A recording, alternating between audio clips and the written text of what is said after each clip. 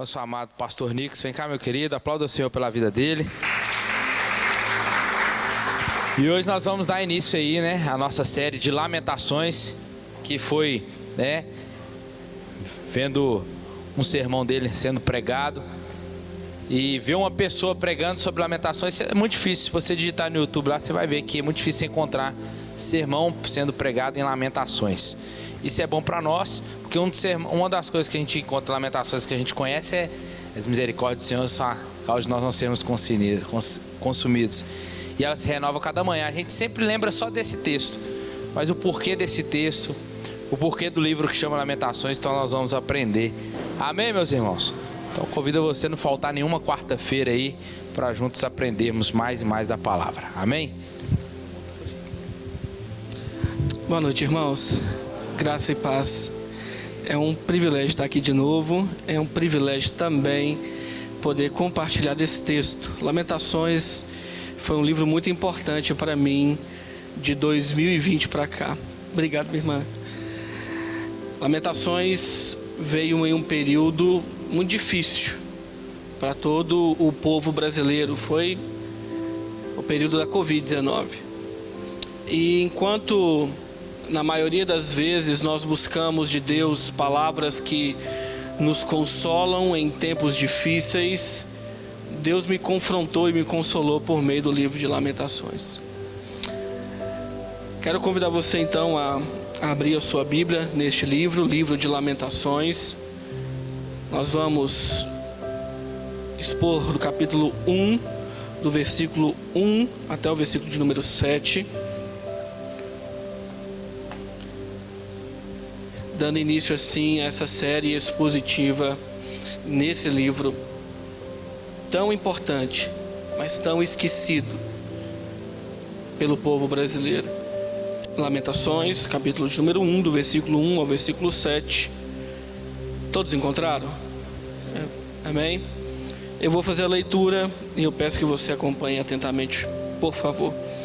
O texto diz assim: Como já solitária a cidade outrora populosa, tornou-se como viúva, a que foi grande entre as nações, princesa entre as províncias, ficou sujeita a trabalhos forçados. Chora e chora de noite, e as suas lágrimas lhe correm pelas faces. Não tem quem a console entre todos os que a amavam. Todos os seus amigos procederam perfidamente contra ela, tornaram-se seus inimigos. Judá foi levado ao exílio, afligido e sob grande servidão. Habita entre as nações e não acha descanso. Todos os seus perseguidores o apanharam nas suas angústias. Os caminhos de Sião estão de luto, porque não há quem venha à reunião solene. Todas as suas portas estão desoladas, os seus sacerdotes gemem, as suas virgens estão tristes, e ela mesma se acha em amargura. Os seus adversários triunfam, os seus inimigos prosperam, porque o Senhor a afligiu, por causa da multidão das suas prevaricações. Os seus filhinhos tiveram de ir para o exílio, na frente do adversário. Da filha de Sião já se passou todo o esplendor, e seus príncipes ficaram sendo como corços, que não acham pasto, e caminham exaustos na frente do perseguidor. Agora, nos dias da sua aflição e do seu desterro, lembra-se Jerusalém de todas as suas mais estimadas coisas que tivera dos tempos antigos, de como o seu povo caíra nas mãos do adversário, não tendo ela quem a socorresse, e de como os adversários a viram e fizeram escárnio da sua queda. Curva sua cabeça, vamos orar ao Senhor.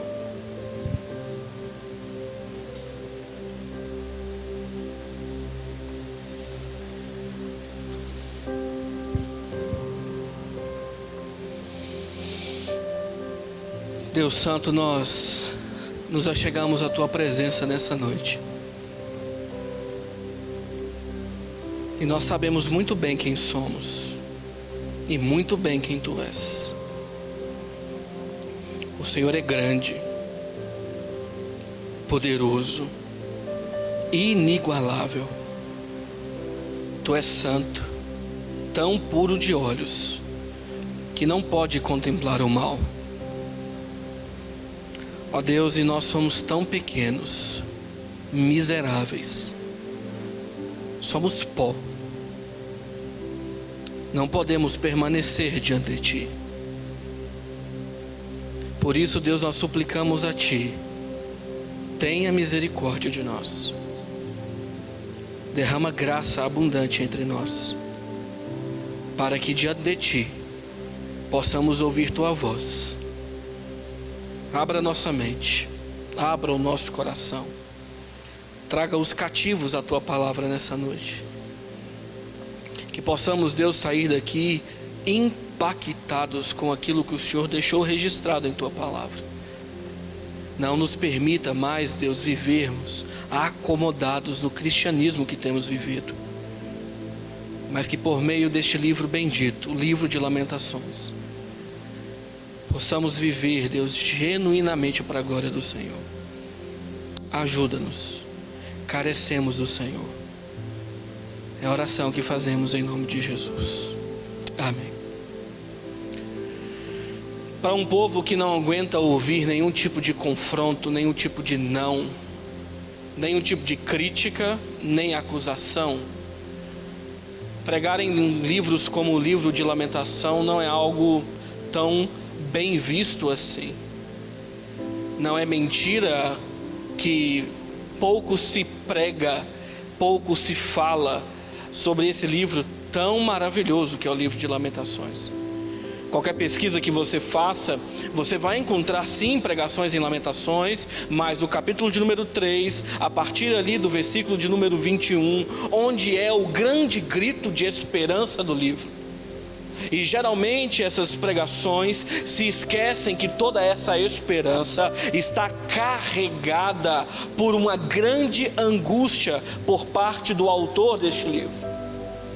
Nós não estamos falando de um livro que é tão gostoso assim de ler. Geralmente, quando nós fazemos nossa leitura anual, nós passamos pelo livro de Lamentações e lemos esse livro só para completar o que está ali, porque senão vai ficar faltando um livro dos 66. Porque o livro de Lamentações está pouco preocupado se você vai gostar de ler o que está ali. O livro de Lamentações não está preocupado se o seu coração vai ficar quentinho, acariciado, confortado com as palavras que são registradas por este autor que está completamente transtornado com o que vê. Não é um livro que você gosta como os textos de João, capítulo 3, versículo 16. Não é como o Salmo 23, que faz parte do nosso cotidiano. É um livro que você lê e quando lê, gera em você um sentimento de angústia muito profundo. Afinal, nós estamos falando de 5 poemas fúnebres que descrevem toda a destruição de um povo. Um povo que foi invadido e completamente devastado pela Babilônia em 586 a.C. Nabucodonosor entra ali e destrói Jerusalém por completo, a ponto dessa destruição ser tão intensa que no versículo 13 do capítulo 1, o autor de Lamentações descreve o povo como um povo assolado. A palavra que é usada aqui para falar dessa assolação é a mesma palavra que descreve Tamar lá no livro de Samuel, quando foi estuprada. Jerusalém é destruída de tal forma que é comparada pelo autor de Lamentações como uma mulher que acabou de ser violentada sexualmente. Imagine a dor, imagine a angústia, imagine todo o sofrimento daquele povo. E não, irmãos, eles não estão sofrendo porque eram boas pessoas e estavam no lugar errado na hora errada. Eles sofrem de maneira justa, eles sofrem porque pecaram. Versículo de número 5 diz: os seus adversários triunfam, Babilônia venceu, a Assíria destruiu, o Egito se voltou contra vocês. Mas por que eles fizeram isso? Versículo de número 5 diz: porque o Senhor a afligiu. Não é o diabo que estava envolvido no sofrimento de Jerusalém. Não foi o diabo que destruiu esse povo. Não foi ele que ateou fogo nas portas. Não foi ele que destruiu o templo. Quem destruiu tudo aquilo foi o próprio Deus. Porque sim, Deus destrói. Porque sim, Deus é um Deus vingador. Sim, Deus é um Deus que pune pecados. E o livro de Lamentações é a clara descrição de um Deus aceso em sua ira, castigando pecados de um povo que não se arrepende. Deus não faz isso por nada. O versículo diz: porque o Senhor afligiu. E por que o Senhor afligiu? Por causa da multidão das vossas prevaricações, por causa da multidão dos seus pecados. Jerusalém não era inocente. Jerusalém já está pecando contra Deus e vivendo em uma vida de pecado deliberado há muito tempo. E ao invés de ouvir a voz dos profetas que Deus levantou, estava orgulhosa demais da sua situação. Por 200 anos, Deus enviou homens para falar àquele povo, para acusar aquele povo de seus pecados e os chamá-los ao arrependimento. Mas ao invés de se arrependerem de seus pecados, Jerusalém escutavam outros profetas que diziam assim: não, fiquem tranquilos, está tudo muito bem. Veja a prosperidade material de vocês, vejam como vocês estão em paz, vejam como as alianças políticas de vocês têm sustentado vocês, veja como que tudo está indo muito bem. Não, Deus não está muito preocupado com isso. Deus está abençoando vocês.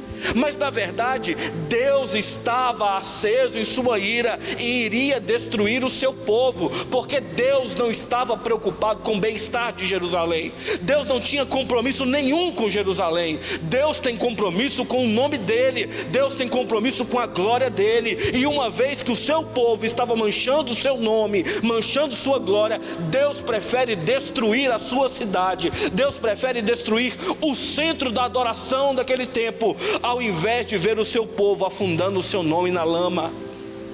Então Deus envia um povo e destrói o seu povo. A partir de então, aqueles homens e aquelas mulheres começam a perceber que todo o discurso que eles acreditaram era falso. Os profetas que eles gostavam de ouvir, que diziam geralmente assim: olha, vocês são pessoas bem vistas por Deus, vocês são os queridos de Deus, vocês são as meninas dos olhos de Deus, vocês são o centro do coração de Jesus. Esses profetas, no capítulo 2 vai dizer assim: os teus profetas não expuseram a maldade de vocês, eles são responsáveis pela queda de vocês, e é por causa deles que vocês estão sendo destruídos. É por causa deles, é por causa do discurso mentiroso deles, que vocês não podem ser restaurados. Sim, esse Deus é o Deus que nós cantamos louvores a Ele hoje. Sim, esse é o mesmo Deus. O Deus de Lamentações é o Deus que está aqui hoje. É o Deus do Novo Testamento, que para poder perdoar pecados precisou castigar seu filho, matar seu filho, esmagar o seu filho. Porque não, Deus não entende o seu pecado. Porque não, Deus não passa pano para o seu pecado. Porque não, Deus não faz vista grossa para o mal. Ele castiga pecados, Ele pune pecados, e o salário do pecado é a morte. Então esses poemas vão nos mostrar toda a realidade desse povo destruído. Um povo que prefere morrer à espada fora da cidade do que permanecer na cidade, porque a fome empoderava lá. Um povo cujas mães estavam matando seus filhos, partindo seus filhos, cozinhando seus filhos, comendo seus filhos, por causa do pecado deles. Esse autor, e na sua Bíblia vai estar escrito que as lamentações são de Jeremias, Entretanto, não há nada no livro que nos indique que Jeremias é o autor do livro. O autor não se identifica aqui com um propósito muito claro. Ele não quer que você pense em alguém específico. Ele quer que você veja a dor de um povo. Ele quer que você veja o sofrimento coletivo da nação. Então, não se identificando, você não vê isso como algo pessoal. Não é Jeremias acusando o povo, mas é o povo se lamentando, porque agora vê, diante daquilo que Deus fez, o quanto os seus pecados haviam os afastados do Senhor. Então o capítulo 1 vai nos dizer um pouco sobre a realidade de Jerusalém quando foi destruída. E agora nos mostrar que Deus precisou fazer algo. Deus precisou aplicar um remédio amargo, indigesto, porém completamente necessário. E esse remédio se chama sofrimento, para que seu povo entendesse quem ele era. Lamentações não quer que você saia daqui, irmãos, com o coração tranquilo. O livro de Lamentações quer que você saia daqui transtornado. Ele quer que você saia com a imagem de quem Deus é de verdade. Não o Deus que você pintou para o seu coração. Não o Deus pintado pela cultura, mas o Deus das Escrituras, que é amor, mas que também é ira, justiça, santidade e retidão. Um Deus sim que graciosamente salva um povo, mas que justamente castiga um povo que não se arrepende de seus pecados. Nesses 7 versículos que nós lemos, nós vamos ver como que o pecado é traiçoeiro e o que o pecado faz conosco. Porque a gente lida com o pecado, irmãos, como se fosse algo muito tranquilo. Parece que é uma brincadeira de criança. A gente olha para o pecado e acha que ele é simples de viver. A gente se esquece que o pecado é algo completamente grave. Por isso a gente não lida com o pecado do jeito que tem que lidar. Só que Lamentações vai nos dizer o que ele faz conosco, principalmente quando Deus se acende em sua ira contra nós, em nossos pecados. Versículo 1, ele começa dizendo assim: como jaz a solitária a cidade outrora populosa, tornou-se como viúva, a que foi grande entre as nações, princesa entre as províncias, ficou sujeita a trabalhos forçados. Primeira coisa que ele está dizendo é que o pecado nos submete a uma extrema miséria. Todas essas figuras que estão sendo usadas aqui pelo autor de Lamentações, a mulher viúva, a mãe que perdeu seus muitos filhos e a princesa que se torna escrava, são figuras usadas nas poesias de lamento para descrever miséria. E ele está dizendo assim: olha, a cidade outrora populosa, uma melhor tradução e um melhor entendimento é a essa mãe que teve muitos filhos e perdeu seus filhos, a essa que era uma mulher com um noivo, um marido muito bom para ela, que agora se tornou viúva, e ela que era uma rainha, uma princesa, e agora se torna escrava. Essa mulher que no passado foi muito gloriosa, agora é completamente miserável. Por causa do seu pecado, ela se torna completamente desgraçada. Não há graça de Deus estendida a ela mais, não há favor de Deus estendido a ela agora. Porque por mais que tivesse no dia a dia prosperidade material como ela tinha, por mais que existisse alguma paz política, Jerusalém não estava se dando conta que a sua miséria era espiritual. E agora aquele povo que tinha muitos filhos, uma mãe que tinha muitos frutos, agora perde tudo, porque não viu a miséria na qual estava se submetendo. Ela que tinha o noivo, o marido, o grande Deus como seu noivo, agora está como viúva, inconsolável, desamparada, porque o seu noivo a deixou. E ela que era a grande princesa, agora é uma escrava, vassala, submetida a fazer trabalhos forçados.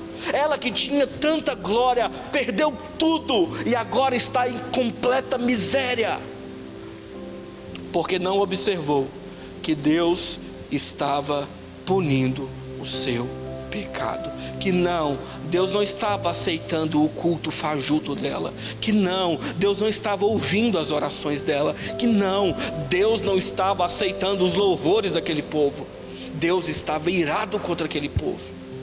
A miséria deles não era física, e na maioria das vezes a nossa miséria e nossos pecados não vai ser física. Você não vai ficar doente, você não vai ficar pobre, você não vai perder as coisas, mas a miséria na qual você vai estar submetido é espiritual, é frieza, é apatia. Você vai se distanciando do Senhor, e um dia você estava ali firme, crente, mas o seu pecado vai te conduzindo a uma grande miséria. Quantos de nós conhecemos irmãos em Cristo que estavam firmes, vinham na igreja sempre, eram líderes, participavam de ministérios? Semanas depois, encontramos num canto da rua, completamente desfigurados, em miséria, por causa do seu pecado. Talvez seu casamento, irmão, está indo à ruína, porque você não está lidando com o pecado do jeito que tem que lidar, e ele está conduzindo seu casamento à extrema miséria.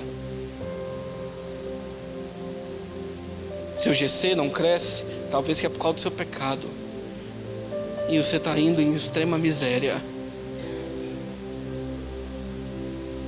Talvez você está aí, completamente vacilante, porque não está lidando com o pecado como deveria, e ele tem conduzido você à extrema miséria. Mas às vezes Deus conduz sim à miséria física, e o pecado adoece, e o pecado mata, o pecado tira tudo aquilo que temos, porque enquanto brincamos com o nosso pecado, Deus não brinca de ser Deus. O pecado nos submete a uma extrema miséria. Era uma mãe cheia de filhos e perde todos os seus filhos. Tinha um marido grandioso, agora está viúva, desamparada, abandonada. Era rainha entre as nações, agora é uma mera escrava, à mercê do novo senhor dela. Ela continua, versículo 2, e diz assim: chora e chora de noite, e as suas lágrimas lhe escorrem pelas faces.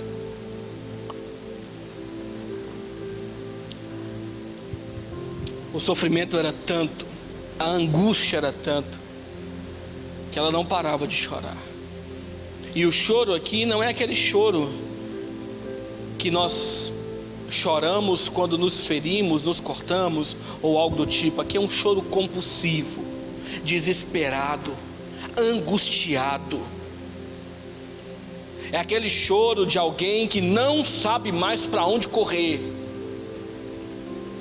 Então ele diz, ela chora desesperada, compulsivamente, dia e noite, as suas lágrimas estão correndo pela face, e não há quem a console. Porque quando o pecado é vivido de maneira deliberada, quando nós vivemos sem o arrependimento de pecados, o pecado vai nos conduzir à miséria, e quando estivermos na miséria, não haverá ninguém para nos consolar, porque estaremos ali inconsoláveis. Ela chora, ela está desesperada, mas não existe ninguém que a console entre todos os que a amavam. Ela tinha suas alianças políticas, Assíria, Egito, e o livro de Lamentações vai os chamar assim de amigos ou amantes, como é a melhor tradução. E esses que deveriam ali no dia da miséria estar ali para consolar Jerusalém, não estavam lá. No dia da miséria de Jerusalém, no dia do cerco babilônico, no dia da destruição do povo de Deus, eles se voltaram contra Jerusalém e destruíram aquele povo. Eles não podiam estar lá para oferecer consolo a eles. Então o autor está dizendo assim: Jerusalém, olhe ao seu redor, olhe para aqueles que prometeram a vocês algumas coisas, olhe para aqueles com vocês tinham alianças políticas, veja, questione onde eles estão para consolar vocês. E a resposta é simples: não estão lá. Porque o pecado vai prometer você, ir com você até a ruína, mas no dia da miséria, no dia da ruína, ele larga você, ele abandona você, e ele não oferece a você o consolo quando a ira de Deus alcança você. O pecado vai enganar você, e por mais bonito que ele seja, por mais atrativo que seja, por mais gostoso que seja praticá-lo, naquele dia onde Deus se acender em sua ira, ele não vai servir de consolo a você. E ele vai dizer: todos os seus amigos, seus amantes, procederam perfidamente contra ela, tornando-se seus inimigos. Quem poderia consolar Jerusalém? O único consolador, o verdadeiro consolador. Mas onde ele está? Ele não está lá. Por quê? Porque o pecado gera separação, divisão. Há um abismo entre o povo e Deus. Deus está distante do seu povo, e não há quem a console. Quanto mais praticando o pecado, quanto mais enfurnado no pecado, quanto mais preso ao pecado, mais distante de Deus você vai estar. E aí, sabe quando você não consegue encontrar descanso no Senhor? Quando você não consegue encontrar paz no Senhor? Provavelmente isso é consequência do pecado que você não quer abandonar. Porque além de te conduzir à miséria, ele também te coloca numa posição de estar inconsolável.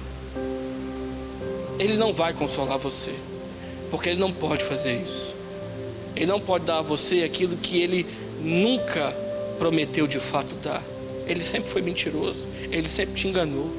E no dia da ruína, ele vai abandonar você. Não vale a pena viver uma vida de pecado. Não vale a pena entregar o coração às paixões. Porque naquele dia, elas não estarão ao seu lado para livrar você das mãos daquele que vem. Ele continua, versículo 3: Judá foi levado ao exílio, afligido e sob grande servidão, habita entre as nações e não acha descanso. Todos os seus perseguidores o apanharam nas suas angústias. Então ele diz primeiro que o pecado o submete a uma extrema miséria, pois ele diz que o pecado nos torna inconsoláveis, e agora ele está dizendo que o pecado nos escraviza. Olha o que ele está dizendo.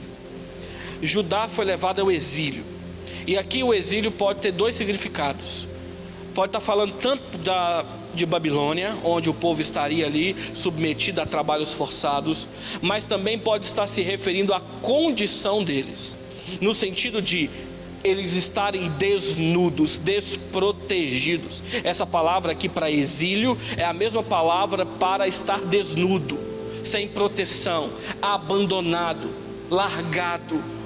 Então ele diz: Judá foi levado ao desamparo ou ao exílio, e agora ela está afligida. E essa aflição aqui não é aflição física. Ele não está falando de um grande desgaste físico. Está falando da aflição mental. Está falando da aflição espiritual. Porque a aflição física, ela é recuperada com uma boa noite de descanso, com uma boa semana de férias.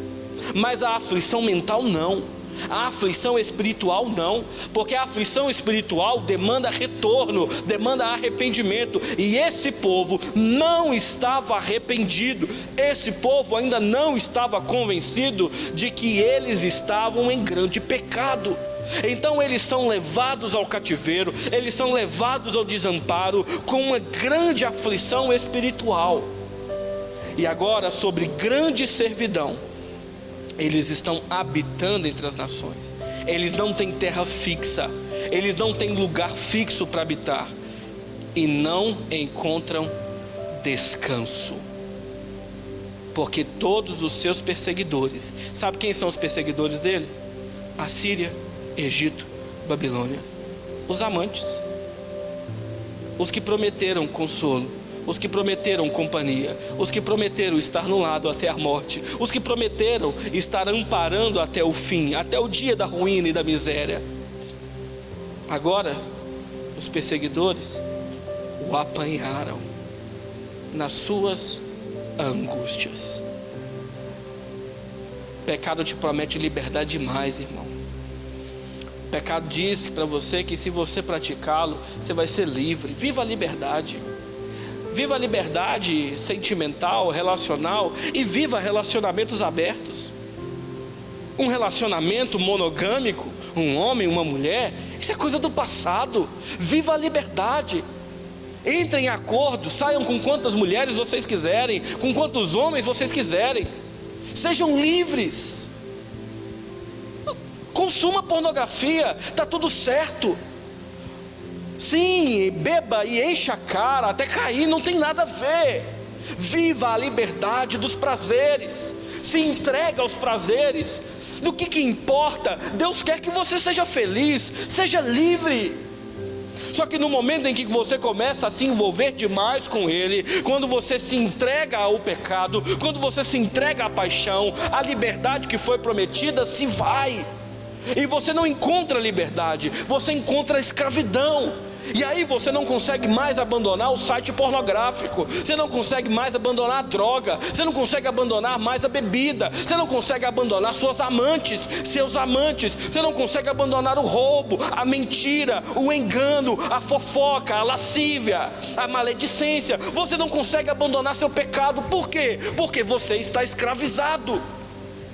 E você que tinha se declarado livre, você que foi alcançado pela graça, agora livre em Jesus Cristo, está de novo em uma posição de escravidão. Porque o pecado mente, ilude, engana, e no final te escraviza.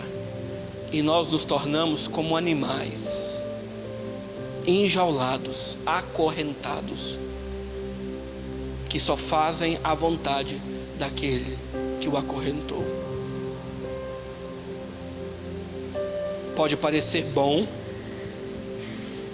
pode parecer que tem liberdade, pode parecer te dar alegria, mas no final, todos os seus amantes, todos os seus sites, todo o dinheiro que você roubou, todos os pinos, tapas, pós, tudo aquilo que você usou,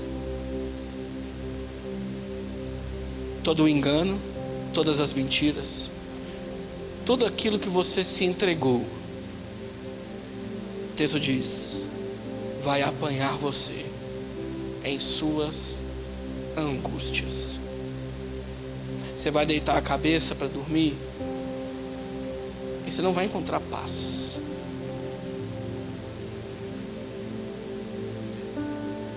Você vai tentar encontrar alívio e descanso, e eles não vão estar lá, porque seu coração se devotou àquilo que nunca te libertaria. E talvez você que é pai, você fala assim, mas pastor, tem uma fase da vida que os meus filhos podem viver essas coisas. Meu filho adolescente, ele precisa experimentar tudo. É só fase, vai passar, pastor. Meu filho está ficando com a menininha ali na escola, meu filho está transando com a namorada dele aqui em casa, mas é fase, pastor. É melhor eu saber do que eu fazer sem eu saber.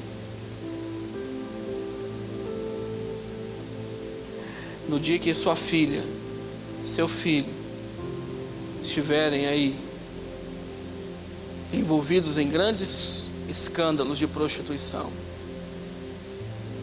quando a sua filha aparecer grávida, adolescente, quando o seu filho descobrir que a namorada está grávida, quando o seu filho estiver enfurnado em droga, quando o seu filho for um alcoólatra, quando o seu filho for preso porque fez o que não devia por causa da fase, lembre-se, não foi por causa da fase, foi porque você preferiu amar o mundo do que amar o seu Deus. Liberdade nós não encontramos no pecado. Liberdade nós só encontramos em Jesus. Quer aproveitar a vida, adolescente, jovem, adulto? Aproveite desgastando ela para Jesus. Porque enquanto você entregar seu coração para o mundo e para o pecado, você está indo com correntes nas mãos, nos pés, no pescoço, sendo conduzido pelo diabo e indo a passos largos para o inferno. Porque o pecado nos submete à miséria. O pecado nos torna inconsoláveis. Mas o pecado também nos escraviza. Versículo 4 diz assim: os caminhos de Sião estão de luto, porque não há quem venha à reunião solene. Todas as suas portas estão desoladas. Os seus sacerdotes gemem, as suas virgens estão tristes, e ela mesma, Jerusalém, se acha em amargura. Jerusalém era um povo festivo, era uma cidade festiva, com um calendário completamente festivo. Só que agora o autor está dizendo que aquela festa, que aquela alegria foi trocada por luto. Os caminhos de Sião, ele está fazendo referência aqui àquelas festas anuais que o povo devia sair da sua casa, ir peregrinando até Jerusalém. Os caminhos que conduzem a Jerusalém, que sempre foram marcados pelos cânticos de peregrinação, pelos salmos de romagem, agora estão em silêncio, de luto, entristecidos. Porque ninguém mais vem à reunião solene, ninguém vem mais ao culto, ninguém vem mais àquelas festas anuais. As suas portas estão completamente devastadas. Os sacerdotes que deveriam estar ali no templo felizes porque cultuariam seu Deus, agora gemem de dor. E as suas virgens belíssimas, bem vestidas, cheias de anéis, colares, pulseiras, com o cabelo bem arrumado, agora estão completamente desoladas, feias, não há formosura nelas. E elas que eram o grande símbolo de alegria da nação, de festa da nação, estão tristes. E ela mesma, Jerusalém, está em amargura. Por quê? Porque o pecado nos submete a tristeza, ele tira a nossa alegria. E o engraçado é, a grande promessa do pecado é a alegria, só que é uma promessa que ele nunca consegue cumprir, porque quanto mais entrega ao pecado, mais triste a pessoa se torna. Porque quanto mais devotado ao ídolo que tanto faz parte da nossa vida, mais triste nós somos. Porque tristeza, porque alegria não é sentimento, biblicamente falando. Biblicamente falando, nós não somos felizes porque vivemos dias felizes. Nós não somos felizes porque recebemos boas coisas da parte de Deus. Nós somos felizes por causa de alguém. Felicidade é uma pessoa, alegria é uma pessoa, e essa alegria se chama Jesus. E se Jesus não faz parte, não há como ter alegria. O pecado pode te prometer prazer, pode te prometer alegria. Ele vai dizer a você: venha, pratique, faça. Sua esposa não dá a você aquilo que você quer. Ela não consegue alcançar o prazer que você tanto deseja. Ela não consegue fazer aquilo que você vê na pornografia. Ela não é como a vizinha do lado. Então se entregue ao adultério, porque no adultério você vai ter alegria. Vai dizer para a mulher: seu marido não é tão bom assim, seu marido não é tão bonito assim, seu marido já está gordo, já está cansado, já está velho. Olhe para o vizinho do lado. pecado bonitão, maromba, corre para lá, ele vai dar a você aquilo que você tanto deseja. Só que quando você se entregar, o prazer, a alegria não irão vir juntos, porque eles nunca podem dar a você aquilo que só Jesus pode dar. A bebida vai te dizer que você pode encontrar alegria nela. A droga vai te chamar para ela, porque ela pode te dar alegria, ela pode te fazer esquecer dos problemas. Só que depois que você consome, ela se torna o problema. Ela não te tira do problema, ela te submete a mais problemas, porque ela não pode te dar aquilo que só Jesus pode dar. O pecado nunca vai te tornar alguém mais feliz. Pelo contrário, onde havia alegria, agora se encontra luto. Onde havia festa, agora se encontra lamento. Porque não devotaram o coração ao único que pode nos dar a alegria de verdade. Mas ele continua, versículo 5. Ele diz: os seus adversários triunfam, os seus inimigos prosperam, porque o Senhor a afligiu, por causa da multidão das suas prevaricações. Os seus filhinhos tiveram de ir para o exílio, na frente do adversário.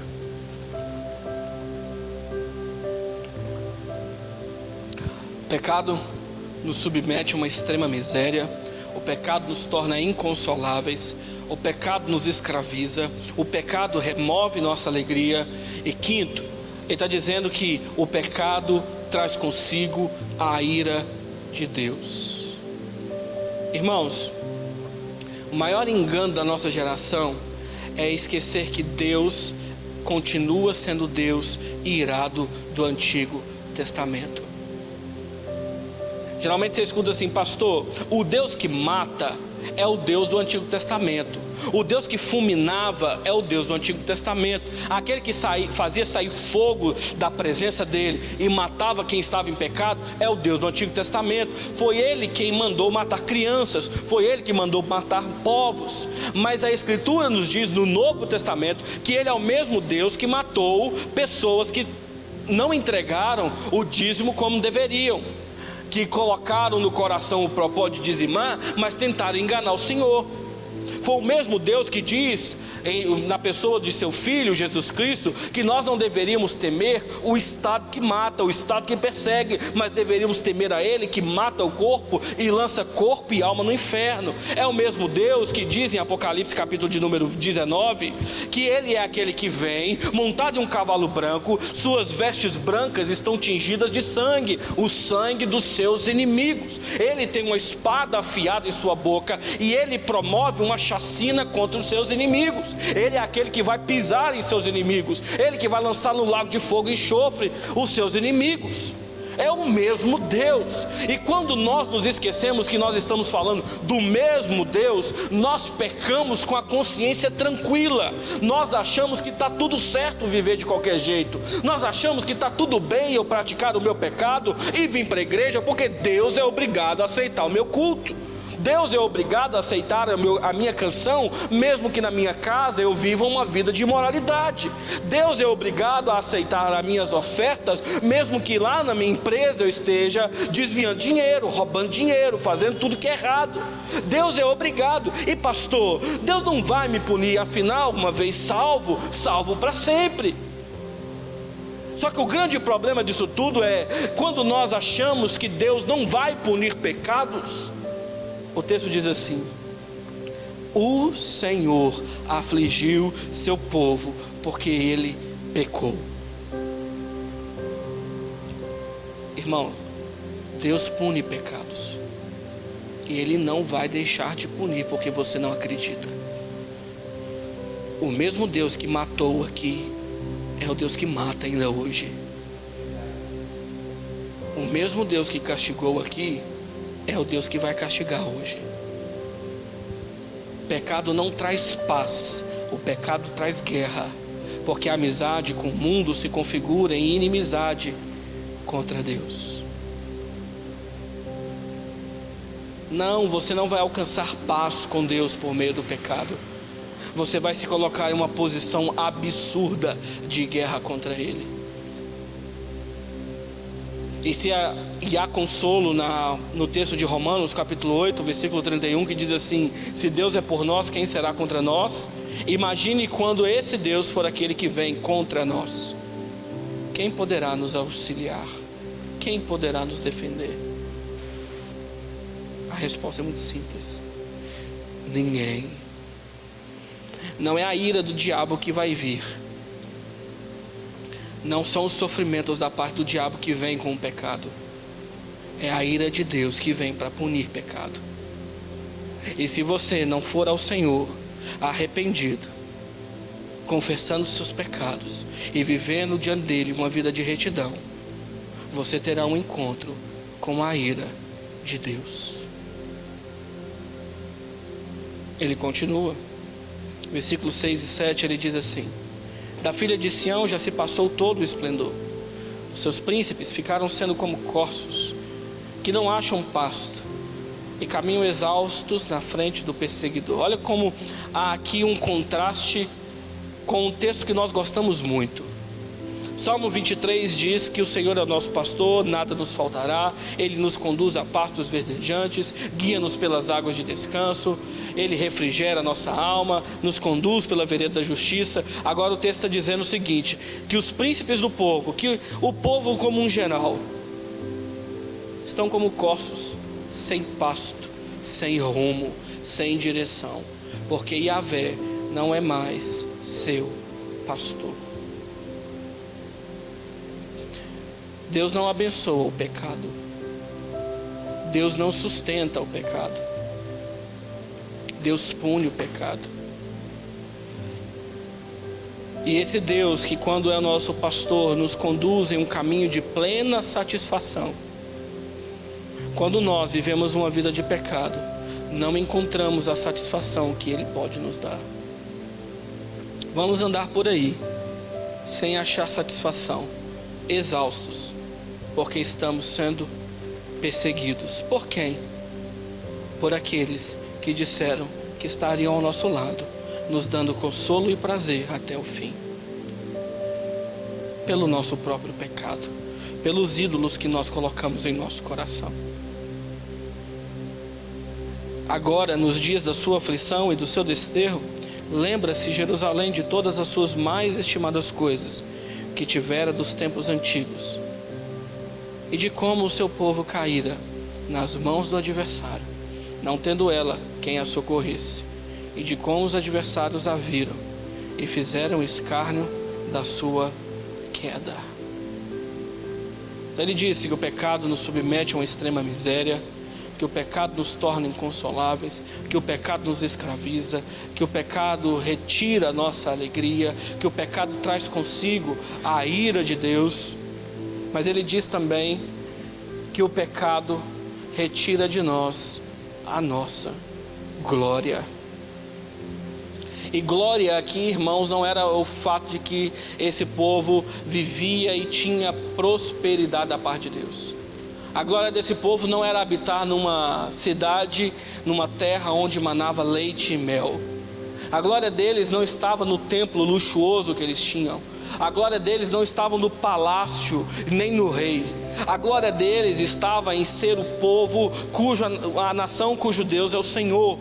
A glória deles estava em saber que Yahvé era o seu pastor. A glória deles era saber de que Deus era o Deus deles. Mas agora o texto está dizendo que aquele que era o Deus deles, aquele que era a glória deles, já se foi da filha de Sião, verso 6, se passou toda a sua glória. Não há mais glória desse povo.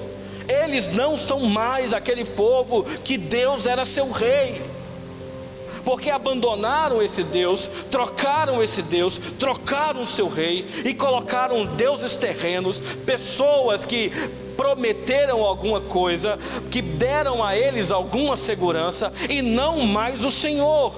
Agora ele está dizendo assim: olha para o passado, lembre-se daquilo que você viveu no passado, lembre-se do período onde vocês estavam com o coração no Senhor, e tudo aquilo que vocês tiveram, das coisas mais estimadas. Agora olhem para o presente e vejam aquilo que vocês têm. Vocês não são mais povo de Yahvé, não há mais glória em vocês, só existe miséria, choro, tristeza, angústia, sofrimento, escravidão, porque vocês preferiram trocar o Senhor.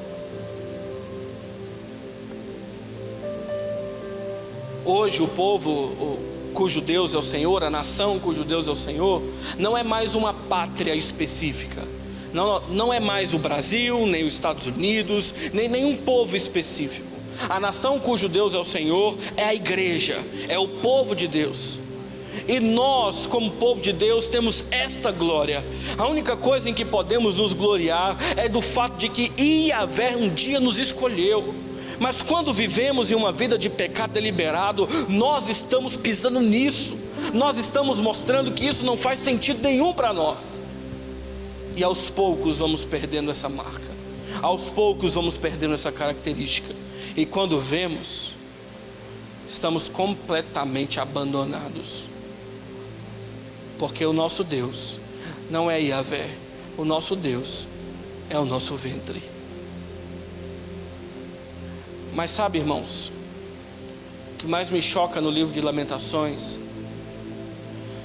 não é somente a ira de Deus que é demonstrada da forma como é. O que mais me choca é que, por meio do juízo de Deus, por meio da ira de Deus, Deus derrama graça. E nós percebemos que a graça do Senhor é derramada por meio do juízo desse livro. Quando nós olhamos para o futuro e percebemos que para salvar o seu povo, Deus precisou aplicar esse remédio em alguém. Deus precisou dar desse remédio amargo, indigesto, para alguém que não estava doente, mas se fez doente por nós. Deus precisou pagar o preço de sangue, para que pessoas como eu e você pudéssemos ser livres da ira de Deus um dia. Ele precisou sacrificar o único filho dele, para que você recebesse perdão. Foi necessário um preço muito alto, de alguém que não precisava pagar, para que miseráveis como nós vivêssemos uma vida porca como vivemos. Eu acho que nós ainda não entendemos o quanto que foi caro o preço. Porque nós vivemos como se isso fosse pouca coisa, se fosse o troco do pão. Dizemos que fomos alcançados por esse sacrifício, dizemos que fomos alcançados por essa graça, por esse amor. Dizemos que somos livres, mas nosso coração está completamente entregue à vida de pecado. Nosso coração está animado demais na pornografia. O coração está animado demais no adultério. Está animado demais em todos os pecados de estimação que nós temos cometido. Enquanto você peca, Hebreus capítulo de número 10 diz assim, que aqueles que pecam de maneira deliberada, após terem sido alcançados pela graça, estão pisando no sangue da nova aliança. E para estes não há expectativa de sacrifício. A única coisa que eles esperam é Deus aceso em sua ira. E horrenda coisa é cair na mão do Deus vivo. Seu pecado é coisa séria. O pecado do seu filho é coisa séria.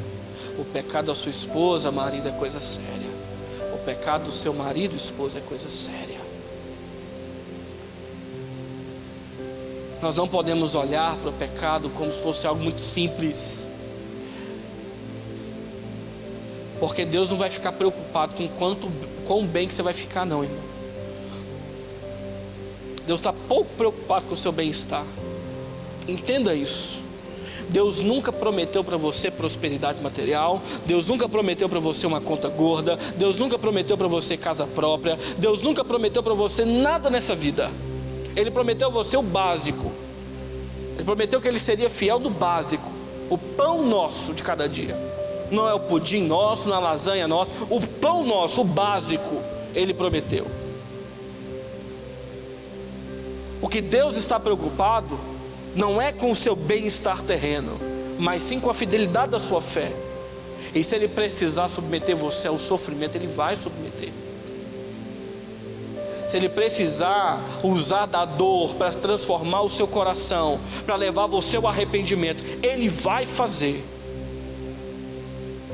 Se Ele precisar deixar você pobre, na miséria, tirar sua saúde, tirar tudo que você tem, matar seu filho, matar seu marido, matar você, para que você fique mais firme, mais fiel, e seu testemunho louve o nome dEle, Ele vai fazer, porque a fidelidade dEle é com o nome dEle. Ele é fiel a Ele, ao nome dEle e à glória dEle. Ele não tem compromisso nenhum com você. Ele não poupou o templo, Ele não poupou o palácio, Ele não poupou as crianças, Ele não poupou ninguém, porque Ele preferiu ver seu povo desolado do que seu povo manchando seu nome. O pecado submete-nos a uma extrema miséria. Versículo 1. Versículo 2, o pecado nos torna inconsoláveis. Versículo 3, o pecado nos escraviza. Versículo 4, o pecado retira a nossa alegria. Versículo 5, o pecado traz consigo a ira de Deus. Versículos 6 e 7, o pecado retira de nós a nossa glória. Mas há um meio de fugir da ira de Deus. É ser achado naquele que tomou do remédio amargo e indigesto, sem ter necessidade, e estendeu a você perdão, graça e misericórdia. Corra para Jesus, porque Jesus retira você da miséria espiritual. Jesus consola seu coração. Jesus te liberta. Jesus é a sua alegria. Jesus remove de você a expectativa da ira de Deus. E Jesus é a sua glória. Então corra para Ele, porque assim você pode experimentar da graça do Senhor, que foi derramada no juízo dele, lá no Calvário. Que Deus nos abençoe, que você possa guardar no seu coração aquilo que o autor de Lamentações nos registrou nesse livro. Amém? Vamos orar? Curva a sua cabeça.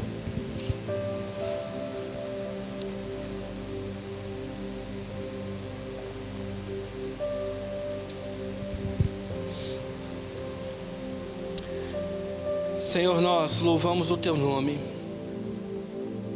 porque o Senhor é bom e o Senhor tem cuidado.